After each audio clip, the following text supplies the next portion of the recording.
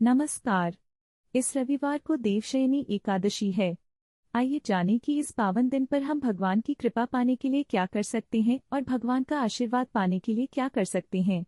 दर्शकों से अनुरोध करते हैं जो इस चैनल को पहली बार देख रहे हैं वे चैनल को सब्सक्राइब करें। हम आपसे अनुरोध करते हैं कि इस वीडियो को लाइक और शेयर करें। हिंदू धर्म में एकादशी का व्रत महत्वपूर्ण स्थान रखता है। प्रत्येक वर्ष 24 एकादशियां होती हैं। जब अधिक मास या मलमास आता है तब इनकी संख्या बढ़कर 26 हो जाती है।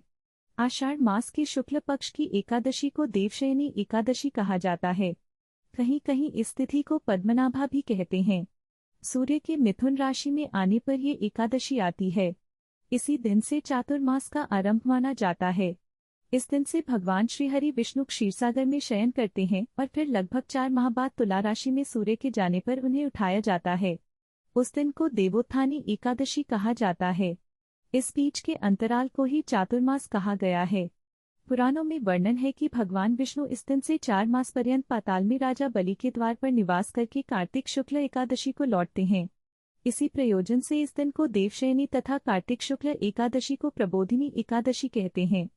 इस काल में यज्ञोपवीत संस्कार, विवाह, दीक्षा ग्रहण, यज्ञ, गृह प्रवेश, गोदान, प्रतिष्ठा एवं जितने भी शुभ कर्म है वे सभी त्याज्य होते हैं।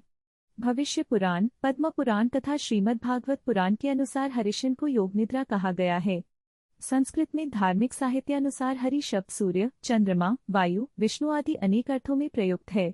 हरिशन का तात्पर्य इन 4 माह में बादल और वर्षा के कारण सूर्य चंद्रमा का तेज क्षीण हो जाना उनके शयन का ही द्योतक होता है। इस समय में पित्त स्वरूप अग्नि की गति शांत हो जाने के कारण शरीरगत शक्ति क्षीण या सो जाती है। आधुनिक युग में वैज्ञानिकों ने भी खोजा है कि चातुर्मास्य में मुख्यतः वर्षा ऋतु में विविध प्रकार के कीटाणु अर्थात सूक्ष्म रोग जंतु उत्पन्न हो जाते हैं। जल की बहुलता और सूर्य तेज का भूमि पर अति अर्घ प्राप्त होना ही इनका कारण है। धार्मिक शास्त्रों के अनुसार आषाढ़ शुक्ल पक्ष में एकादशी तिथि को शंखासुर दैत्य मारा गया। उसी दिन से आरंभ करके भगवान 4 मास तक क्षीर समुद्र में शयन करते हैं और कार्तिक शुक्ल एकादशी को जागते हैं। पुराण के अनुसार यह भी कहा गया है कि भगवान हरि ने वामन रूप में दैत्य बलि के यज्ञ में 3 पग दान के रूप में मांगे। भगवान ने पहले पग में संपूर्ण पृथ्वी, आकाश और सभी दिशाओं को ढक लिया। अगले पग में संपूर्ण स्वर्ग लोक ले लिया। तीसरे पग में बलि ने अपने आप को समर्पित करते हुए सिर पर पग रखने को कहा। इस प्रकार के दान से भगवान ने प्रसन्न होकर पाताल लोक का अधिपति बना दिया और कहा वर मांगो। बलि ने वर मांगते हुए कहा कि भगवान आप मेरे महल में नित्य रहें। बलि के बंधन में बंधा देख उनकी भार्या लक्ष्मी ने बलि को भाई बना लिया और भगवान से बलि को वचन से मुक्त करने का अनुरोध किया। तब इसी दिन से भगवान विष्णु जी द्वारा वर का पालन करते हुए तीनों देवता 4 माह सुतल में निवास करते हैं।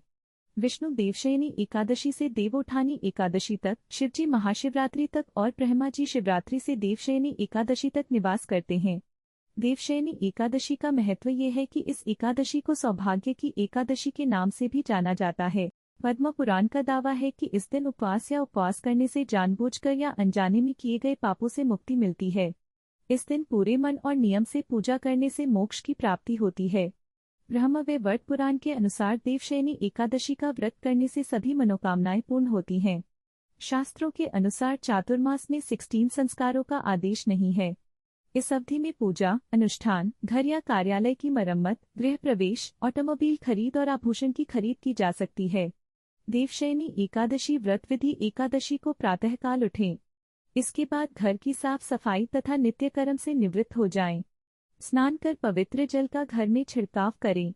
घर के पूजन स्थल अथवा किसी भी पवित्र स्थल पर प्रभु श्री हरि विष्णु की सोने, चांदी, तांबे अथवा पीतल की मूर्ति की स्थापना करें। तत्पश्चात उसका षोडशोपचार सहित पूजन करें। इसके बाद भगवान विष्णु को पीताम्बर आदि से विभूषित करें। तत्पश्चात व्रत कथा सुननी चाहिए। इसके बाद आरती कर प्रसाद वितरण करें। अंत में सफेद चादर से ढके गद्दे तकिए वाले पलंग पर श्री विष्णु को शयन कराना चाहिए। व्यक्ति को इन 4 महीनों के लिए अपनी रुचि अथवा अभीष्ट के अनुसार नित्य व्यवहार के पदार्थों का त्याग और ग्रहण करें। त्यागे आज के दिन किसका त्याग करें? मधुर स्वर के लिए गुड़ का, दीर्घायु अथवा पुत्र पौत्रादि की प्राप्ति के लिए तेल का, शत्रुनाशादि के लिए कड़वे तेल का, सौभाग्य के लिए मीठे तेल का, स्वर्ग प्राप्ति के लिए पुष्पादि भोगों का। प्रभु शयन के दिनों में सभी प्रकार के मांगलिक कार्य जहाँ तक हो सके न करें। पलंग पर सोना, भार्या का संग करना, झूठ बोलना, मांस, शहद और दूसरे का दिया दही भात आदि का भोजन करना, मूली, पटोल एवं बैंगन आदि का भी त्याग कर देना चाहिए। नमस्कार।